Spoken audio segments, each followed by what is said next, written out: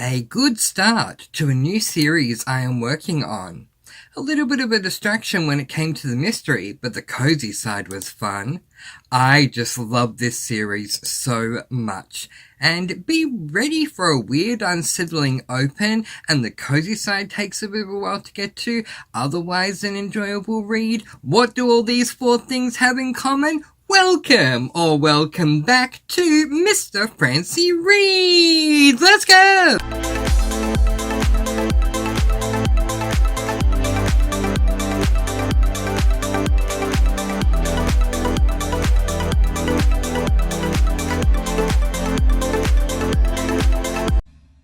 Yes, hello, and welcome or welcome back to Mr. Francy Reads. I'm, of course, Mr. Francy, and I'm truly honoured that you've once again chosen to join me today as we cover my last weekly vlog for the month of August, the 21st through to the 27th. If you are returning to the channel, hello, welcome back, great to have you back here, sparkles all the way to you, and if you are new, welcome. What you may not know if you are new is that I've placed a cozy mystery embargo on myself with my reading. What that means is I'm currently only reading cozy mysteries. I've read 4 cozy mysteries since my last reading vlog, so we do have a lot to discuss. Now, normally I break my weekly vlogs up into a personal update, a watching update, and a reading update, and I've been skipping the watching update for a while, so today we're going to mix things up a little bit, and we're going to skip the personal update. We'll do a watching update, and then we'll get into the reading. So grab yourself something nice to eat, something good to drink, and let's jump right on in.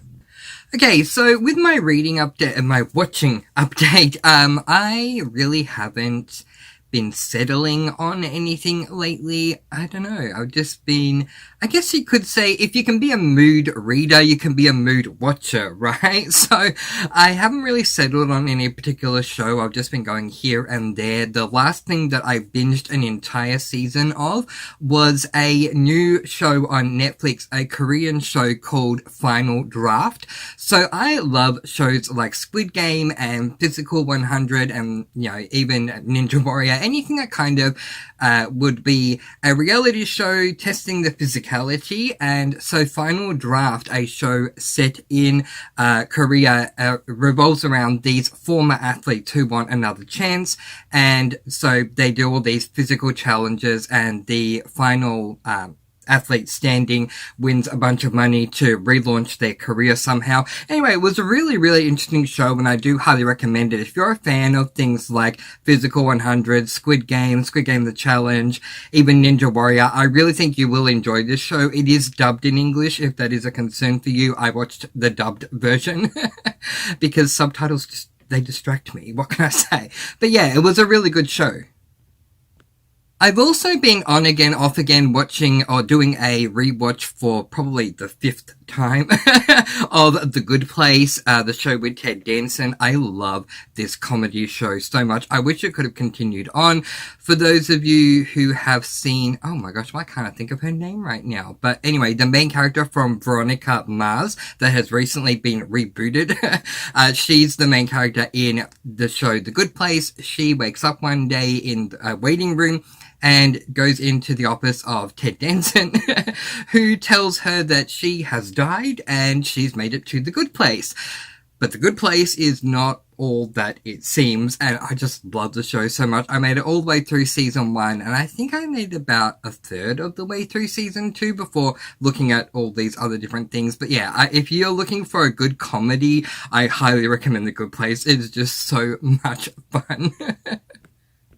I'm also watching a ton of Bob's Burgers these days. I can't think of any other adult animated show that is so relaxing to watch. So if you're looking for an adult animated show that's really, really relaxing, highly recommend Bob's Burgers. It is something I can literally fall asleep to. So good. Really, really enjoy it. The basic setup is that we follow Bob Belcher and his family, his wife Linda. They have 3 kids. The very enigmatic Louise, who wears bunny ears. Her younger brother, her older brother, Gene, who is just so lovable. And their elder sister, Tina, who is very much a journal writing falling in love with everyone kind of introverted teenager, and I love the show. It is so much fun.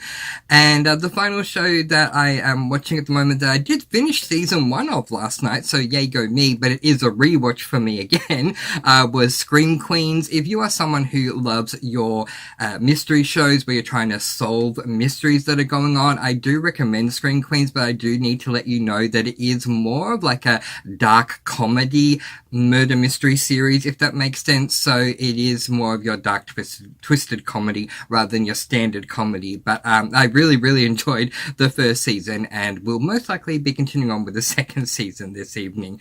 So and also the US Open has started. It started a couple of nights ago. Really happy. My dear Tay-Tay, Mr. Taylor Fritz, is through to the next round. He'll play again tonight. Venus Williams made an appearance. She got a wild card, and she played really well, given who her opponent was, who was ranked so much higher than her. She lost in 3 sets, but a really good showing from Venus and a number of other different players, which is fantastic. So really happy that there's another Grand Slam on at the moment. So watching that also. And of course, a lot of YouTube, a lot of booktube, a lot of different things. As I say, I can never really make up my mind. I have no clue what I'm going to be watching until I sit down and decide, okay, now let's find something to watch. But let's get into reading. I'm going to take a little quick break to take some more of my drink, and then we will talk the 4 books that I've read since our last time we met up for a weekly vlog. So I opened up the intro with 4 different prompts, and the first prompt was a good start for a new series to me. I am referring to having finished a book I started in my last vlog, book number 1 in the Shake Shop Cozy Mystery series by Dana Mentink, Pint of No Return, and yes, that song is still in my head. Take me to the Pint of No Return, Pint of No Return, oh yeah. I'm glad I finished the book, because now it can just go on my bookshelf and I won't think of that song anymore. But anyway, so in this book we follow Trinidad Jones, a shake shop owner of the shop Shimmy and Shake, I love that title, in Upper Sprocket in Oregon. She owns a dog named Noodles, a retired service dog, grey-haired Labrador, who, yes, was retired from being a service animal because he or she was too old, but he or she, forgot the gender, sorry, is really amazing because Trinidad likes to keep her phone on silent, which I do too. But Noodles knows exactly when Trinidad is getting a message or a call because he or she will just grab the phone and take it straight to Trinidad. Noodles is just the perfect dog. But anyway, so having moved back to Upper Sprocket after a court case involving her ex that reveals 2 other women he'd been involved with, Trinidad is determined to open her shake shop. She even started making friends in Upper Sprocket, including one of the other women her ex had been with. But fate dealt a tough hand when she made friends with the Popcorn King, and the pair decided to both go in for an order of bulk nuts. When she delivers his half, it's to find him dead in his store. Now she needs to work out what's going on. So to my thoughts, okay, so admittedly there were parts I loved and parts I didn't with this book. First up with my cons, my biggest con was the mystery. I was saddened by the death, but the more the mystery went on, the less I actually cared about it. This caused a major 2-star deduction for me, as the mystery does take up a lot of the book. In saying that, I enjoyed the premise of the 3 scorned women by the same guy, 2 of which have quickly become friends, and the only reason they haven't become friends with the other one is because the other one's away at the moment. I think she went on like a vacay or something like that, but anyway. I also really loved how deeply Dana Mentink went in on the culinary side of the shakes themselves. Yes, oh my gosh, so many culinary cozy, not so many, but a number of culinary cozies literally have the culinary side as a backdrop, but they're not the point of the book. In this one, our dear friend Trinidad, she makes a ton of shakes, and I really enjoyed it. If you like your shakes that look like this, that are not only the shake itself, but all these little decorations, you are going to love the cozy side of this book. All in all, I think it was a good start to the series with room for improvement, and I am looking forward to book number 2. I gave this one 3 stars. My next intro prompt for this video was I found myself distracted a lot while reading the mystery, but the cozy theme I enjoyed as always. I am talking about the next book in the Country Store Cozy Mystery series by Maddie Day, No Greater Crime. And there's our little birdie, who is, sitting behind a grater. It is so funny. How often have you looked at cozy mystery covers and you see it for the first time and you go, oh, how lovely. There's a nice, white and blue checkered floor. I love how nice it looks outside. Looks like a lovely day. And you walk away. You come back, you look at it the second time, like, oh, there's a little canister over here. Oh, I didn't notice that the first time I looked. And now I'm looking at this for like the 10th time going, not only is Birdie there, but there's a grater in front of Birdie. There's so many things to see in a cozy mystery cover.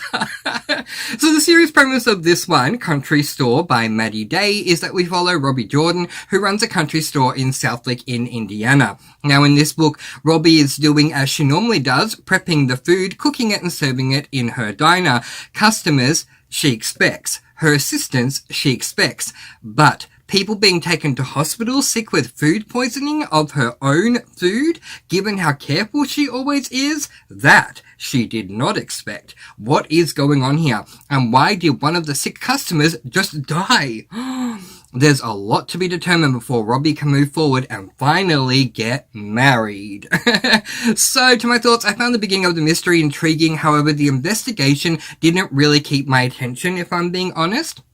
That being said, I love the cozy theme side of the book and all the books in this series, and this one was the same. Robbie as our main character is arguably the nicest main character I've ever met. I also love that her cat Birdie got a lot more airtime in this book. Birdie doesn't always get a little airtime, but did in this one. Yee! Thank you, Maddie Day! The setting, being Indiana, is perfect also. All in all, a good book, and I am looking forward to reading the next one. I gave this one 4 stars. The next book that I picked up took over a month to get here from purchase date. Yeah. Found the book online that I wanted to read. I purchased it. I waited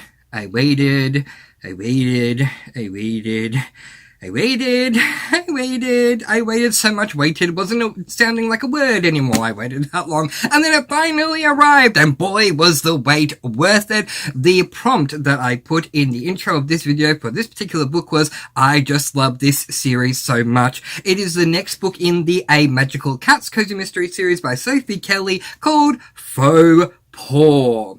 So, in this series, we follow Kathleen Paulson, a librarian from Mayville Heights in Minnesota, alongside her cats, Owen and Hercules. Now, while Kathleen Paulson is a librarian, do not go into this series for the library, because you will be let down.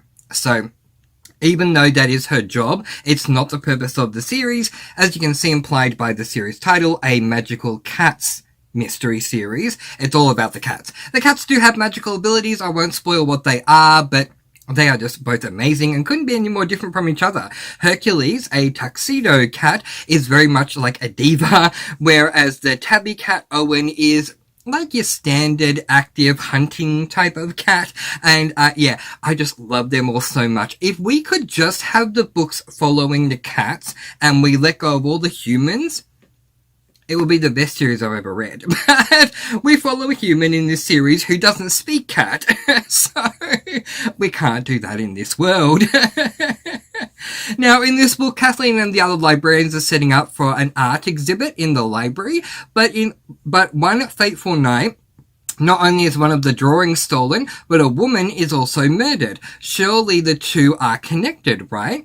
Meanwhile, Owen, the tabby, is being really mysterious as he continues to go down to the basement. But why? Also, why do Owen and Hercules not seem to be friendly to each other in this book? All questions will be answered as Kathleen is on the case. Yes, so true. So literally, there's your premise. We're hosting an art exhibit in the library, and one of the drawings, because I wouldn't call it a painting, I'd call it an etching, a sketching, a drawing. A famous drawing is stolen and a woman is murdered, and those two things do appear to be linked. While that is interesting, That's not where my interest lied. Kathleen then goes home and notices that Owen keeps going to the basement, but why is he going to the basement, and why is Owen and Hercules not really getting along? That was my interest. That's what I wanted to know. If we were following the book my way, we would have Kathleen just staying home the whole time and working out the mystery with the cats, but it was so good. I was so happy when we got all the answers. So much fun. To give you a spoiler-free example, at one point in the book, Kathleen comes home to hear Barry Manilow, one of Barry Manilow's songs being blasted really loud in the house. And an interesting fact to know is that Hercules loves listening to Barry Manilow. Owen can't stand Barry Manilow. So the thought behind it is that Hercules put on Barry Manilow really loud to annoy Owen. I mean, why are they at odds with each other this time? What's going on? It was so good. I love the series so much. I love Kathleen as an amateur sleuth, and despite the fact that her love interest falls into the cliche of being a cop/detective, I always enjoy my time with the pair of them. So that says a lot, given that is really becoming a cliche at the moment. However, neither compares with my love for Kathleen's cats. The whole mystery being why Owen kept going down to the basement intrigued me all the way through. Hercules also had me laughing when, as I said, Kathleen came home to find the Barry Manilow playing. The mystery itself was also really intriguing. One of Sophie Kelly's absolute best books in this series so far, and that is saying something because I love the series anyway, but this one, just so good. It was exactly what I needed at that point in time. So yes, good things do happen to those who wait over a month from the purchase date. Did not mean for that to rhyme. 5 stars. Highly recommend this book. Highly recommend this series. And the final book that I completed this week, that prompt that connected to my intro was Be Ready for the Weird Unsettling Open. Also, the cozy side takes a bit to get to, but otherwise it was a good book. Is the first book in a new series for me, the candy-coated mystery series by Nancy Coco called All Fudged Up.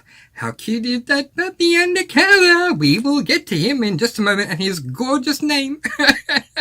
Okay, so in this series, we follow Allie McMurphy, who is taking over her father's hotel and fudge shop alongside her new dog, a white puppy named Mal, short for Marshmallow. In this book, we literally open up with a dead body. Allie opened a door, looked down and saw a dead body to her horror, and it couldn't be any worse timing, given she needs to open the hotel in 2 weeks. To make matters worse, the 911 operator keeps hanging up on her. Can Allie open on time? And more importantly, can the murder be solved? There is a lot to say about this book that I kind of want to go off script and talk about my thoughts, not what I wrote on Goodreads. I'm going to elaborate on my thoughts here. First of all, I'm going to read you the first paragraph of the book because I don't think the first paragraph is a spoiler. So, imagine you're going into a new cozy mystery. Gorgeous cover, you see a puppy, you see a whole lot of fudge. It's called All Fudged Up. It is called a candy-coated mystery series. And then you get to page 1, chapter 1, paragraph 1 that says, I figured that after 92 years of living, Papa Liam probably had some skeletons in his closet. I had no idea they were real. Not that Joe Jessup was a skeleton yet, but the man was definitely dead and lying in my second floor utility closet. Yeah, we don't open up in a cozy way at all. We open up with our protagonist, Allie McMurphy, having just found a body, and now we're opening up the book. Not only was that unsettling for me, but that whole entire first chapter, plus the next 2, so in total, the first 3 chapters were all based around the dead body, the victim, the mystery, all those sorts of things, and I was just starting to wonder, are we going to get a cozy side, or is this a standard mystery? Because seriously, the cover seems to be misleading. I feel like this is a mystery and not a cozy mystery. But anyway, eventually it does get cozy. So, with Allie trying to open up the hotel and the fudge shop, she is trying to restore some things and, do some makeovers as well during the restoration period and everything. And once all of that is done, which takes about 3/4 of the way through the book to actually happen, we then do get to the cozy side. And we see Allie McMurphy actually making fudge and things like that. And that is really enjoyable. The way Hallie comes into her dog, Mal, short for Marshmallow, is really cute. One of her friends who also lives in the area, which I did not say what area we're in, but I did write it down, so if you just give me 1 minute, I will tell you. We are in Mackinac Island in Michigan. One of her friends on Mackinac Island purchases her Marshmallow so that she can not live alone in this big hotel. And you know, Mel is meant to be her big fluffy protector, and within, I don't know, the first couple of hours of Ali owning Mal or taking ownership of Mal pees many times. And so I don't think Mal's going to be a big protector, but Mal is absolutely adorable, and Mal grows in metaphorical strength as well as physically throughout the course of the book, so I did appreciate that. Also, it's a mixed media book, so every random amount of chapters, there are fudge recipes, piece and parcel throughout the entirety of the book. So I do enjoy my mixed media cozy, so if you're someone who likes that, I recommend this. I think it's a wonderful strategy. There's a lot of cozy mysteries that include culinary aspects, whether they be a culinary cozy or not a culinary cozy but has culinary aspects. And the recipes are all placed at the back of the book. I find it a lot more intriguing when the recipes are pieced and parceled throughout the course of the book, so that it breaks up certain scenes with a nice little recipe here or there. So that was a lot of fun. Do be warned, the first 3/4 of the recipes that you will come into do include using alcohol. So Ally McMurphy is trying to have I think it was like an 18 or 21, whatever, plus section for her fudges, and that's fine. But if you're someone who doesn't want to drink alcohol or doesn't like having alcohol in your food, do be mindful of that. It takes until 3/4 of the way through the book for the first non-alcoholic fudge recipe to be there. But otherwise, I think this was a really good start. I'm glad that everything is now renovated. It's by the end of the book, everything is now up and running, and therefore I am looking forward to reading the last book I plan to read this month. This one, book number 2, To Fudge or Not to Fudge, because I think this may be a lot more cozy than this one, even though there were cozy aspects in this one, don't get me wrong. I feel like now that everything's open, it'll be a lot more cozy in this one. So I ultimately end up giving this one 4 stars. Quickly run through what I said on Goodreads.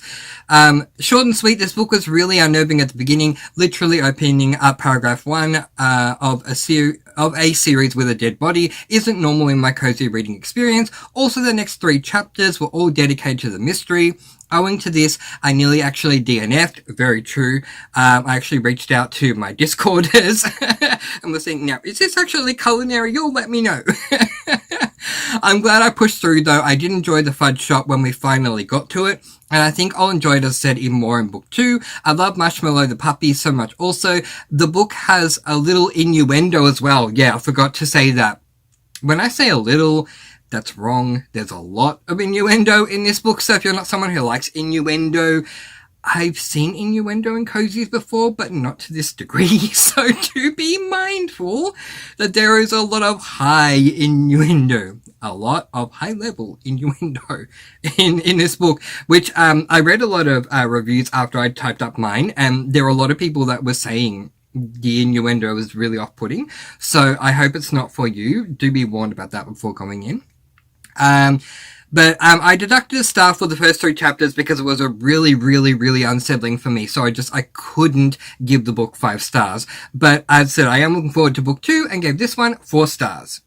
So today I'm going to start my next book in the A Magical Cat Cozy Mystery series, Pause and Effect. When that is done, I will, as I said, read To Fudge or Not to Fudge. I'm really enjoying the fact that in the last week and a half, 2 weeks, I'm literally reading Magical Cats, candy-coded. Magical Cats, candy-coded. Because I wanted to distinctly remember each book, where I feel like if I read 2 Magical Cats books in a row and then 2 candy-coded books in a row, I don't know if I'd be able to distinguish between each of the 2 books in the series, if that makes sense. But anyway, there you go. And then once I finish this one, my August TBR will be complete and it will be time for my September one. Now, I'd just like to take a moment to apologize that this game has not been featuring in a lot of my videos recently. Someone reached out to me recently, I won't say who they are, but I just love the fact that they said, I was missing this game appearing in your video, and I thought, oh my gosh, I'm missing it too, I'm so sorry, it's gone. I wasn't actively thinking the game is over. It is absolutely not over. I just wasn't thinking about it at the time, so I'm sorry, but it is back, so due to popular demand, it is now time for everyone's favourite game that we like to call These are the books that I read since we last spoke in my last weekly vlog. What books did you read since we last spoke? Let me know in the comment section below. But in the meantime, that is where I am going to leave it. So I am, repeat after me, going to let you all go. With peace, blessings, and so much love. Please do be kind. Love one another. And now we'll say it all together, shall we? And spread your sparkling energy all throughout the world. Yeah! And until next time, happy reading. Bye!